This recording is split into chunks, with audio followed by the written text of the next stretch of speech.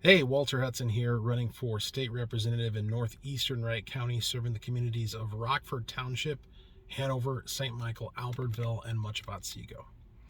I just got out of the morning session of the MPPOA Violent Crime Summit. The MPPOA is the Minnesota Police and Peace Officers Association, and I wanted to give you kind of my raw reaction to what I heard this morning.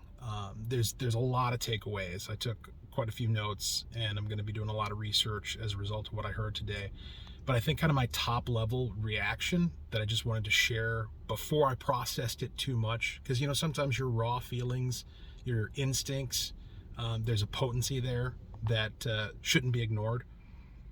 We have a huge problem in Minnesota, and our problem is not lack of policing. We have plenty of policing. We need to support it more. We need more police officers. We need more law enforcement resources. But that's not where the problem lies. The problem lies in the fact that when we catch those who do wrong, when we catch violent criminals, carjackers, gang members, people guilty of assault, theft, worse crime, they're getting back out on the street on a regular basis. It's so frequent and predictable that it's built into the analysis. What I heard this morning from the officers and agency heads who are doing the job is that they actually, and delivered with sobriety and matter of fact, as if it's no big deal, because for them it's their day to day. They bet on it. It's part of their strategy in building cases against individuals. They bet on the fact that they will commit crimes again.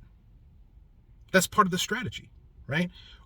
Let's document this now so that when he's let out and we catch him again after he's victimized someone else, we'll have a stronger case.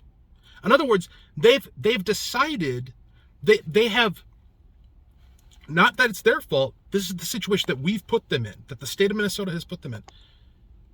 They know they can't get him this time because the judges will let him out. The prosecutors won't prosecute.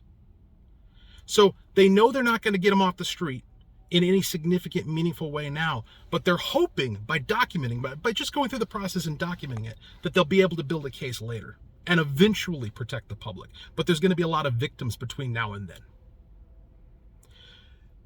That is reprehensible.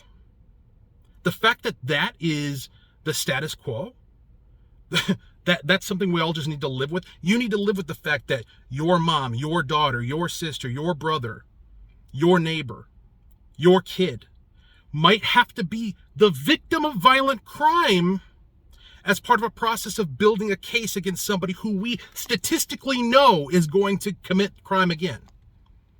We're willing to sacrifice your family member, law-abiding citizens. We're willing to sacrifice them on the altar of wokeness, on the altar of understanding and compassion. Compassion for who? The criminal? Why? Why did they get compassion?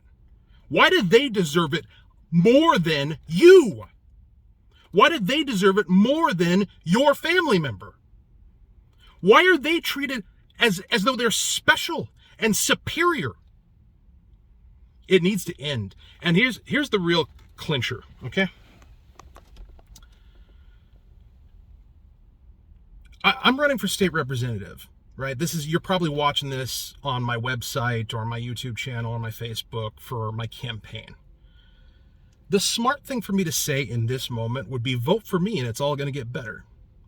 Vote for my colleagues who are also running for state house and state senate, and it's all going to get better.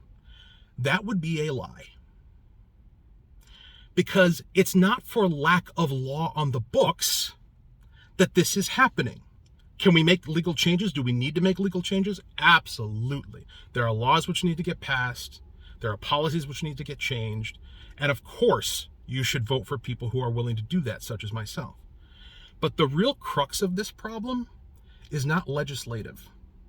The real crux of this problem is prosecutorial and judicial. We need judicial accountability in Minnesota. Now, I can help with that, and your legislators can help with that, but what you really need is to fire Tim Walz. Tim Walz needs to be fired.